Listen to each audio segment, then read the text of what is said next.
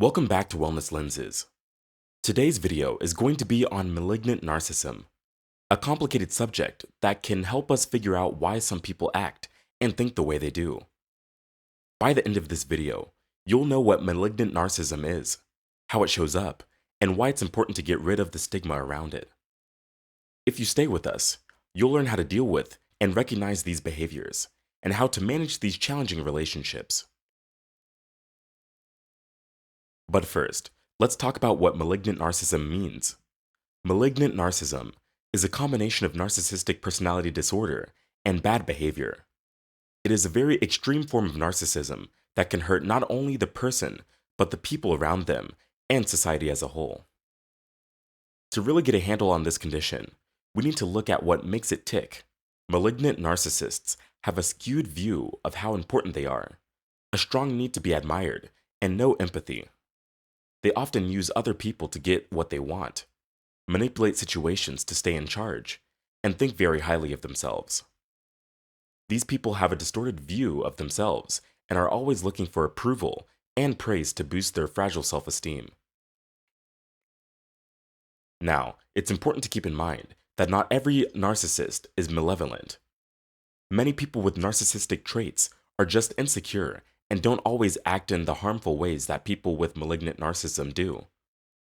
It's important that we don't stereotype or label as evil everyone who has narcissistic tendencies. To build empathy and compassion, it's important to know what the differences are. Now, you might be wondering, what makes someone a malignant narcissist? Well, scientists think it has to do with a mix of genetic, environmental, and psychological factors. Narcissistic traits can be caused by things that happen in childhood, like getting too much praise or not getting enough attention.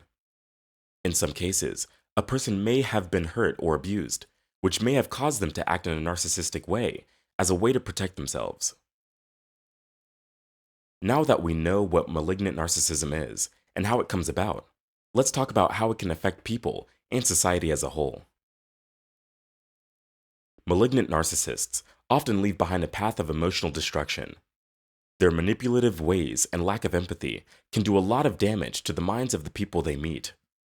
Whether in personal relationships, at work, or in positions of power, their actions can create toxic environments, hurt trust, and lead to widespread disappointment.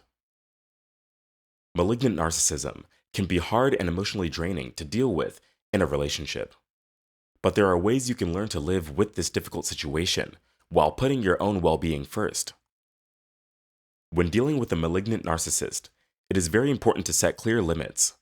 Make it clear what your limits are and what you want them to do. Be firm and confident when you set these limits, and be ready for pushback or attempts to change them. Keep in mind that boundaries help protect your emotional and mental health. Another important thing to remember with dealing with a malignant narcissist is that it's important to put yourself first. Engage in activities that bring you joy and satisfaction. Keep a network of trusted friends or family members around you for support. And go to therapy for counseling to work through your feelings and gain new insights. Taking care of yourself will make you more resilient and help you keep your balance when things get hard. Even though malignant narcissists have a hard time being empathetic, that doesn't mean you should stop being empathetic. Keep trying to see things from their point of view, but be careful not to enable or support their harmful actions. Remember that having empathy does not mean letting someone treat you badly or letting them control you. Consider going to a therapist or counselor who specializes in personality disorders for help. They can help you figure out how to handle the complicated parts of the relationship. A mental health professional can help you change the way you talk to each other, find ways to protect yourself, and look for ways to make changes in the relationship. Focus on your growth. You can't change a malignant narcissist, so don't try. Instead, work on yourself and how you can get better. Look for ways to boost your self-esteem, get stronger, and feel more like yourself. Participating in activities that help you grow as a person and building a strong support system can give you the tools you need to make smart decisions about the relationship's future. Finally, think about your options. In some situations, it may be best for you to end the relationship for your own good. Check to see if the relationship is always bad for your physical, mental, and emotional health. If you need to, talk to a therapist or counselor about your options and how to leave the relationship in a safe way. Remember that being in a relationship with a malignant narcissist is hard, and there is no one-size-fits-all solution. Trust your gut, put your health first, and get the help you need to get through this tough situation. You deserve to be in a relationship that is healthy, kind, and respectful. Malignant narcissism is hard to treat because people with it often don't understand why they act the way they do and don't want to get help. But with the right approach, therapy can be a way to get better and feel better about yourself. Psychotherapy, especially a type called psychodynamic therapy, is one of the most common ways to treat malignant narcissism. This type of therapy focuses on figuring out what's going on behind the person's back that makes them act in a narcissistic way. It also helps the person understand what's causing their condition. Cognitive behavioral therapy, or CBT, is another type of therapy that can be helpful. CBT helps people with malignant narcissism recognize and change their unhealthy ways of thinking and acting. It focuses on helping people learn how to control their emotions, build empathy, and improve their social functioning. It's important to remember that the success of treatment depends on how willing the person is to go to therapy and how committed they are to personal growth and change. As with any personality disorder, progress may be slow, and therapy may need to be done for a long time.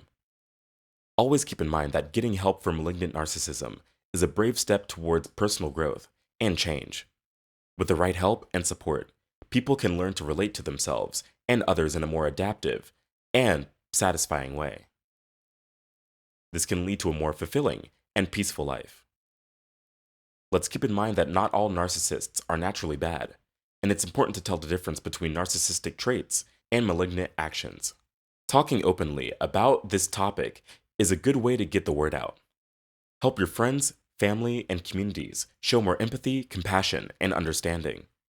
Together, we can change the way people think about malignant narcissism and make society healthier and more peaceful. Don't forget that we all have different traits and experiences that make us who we are. Accept who you are and celebrate the differences that make our world so interesting. See you in the next video.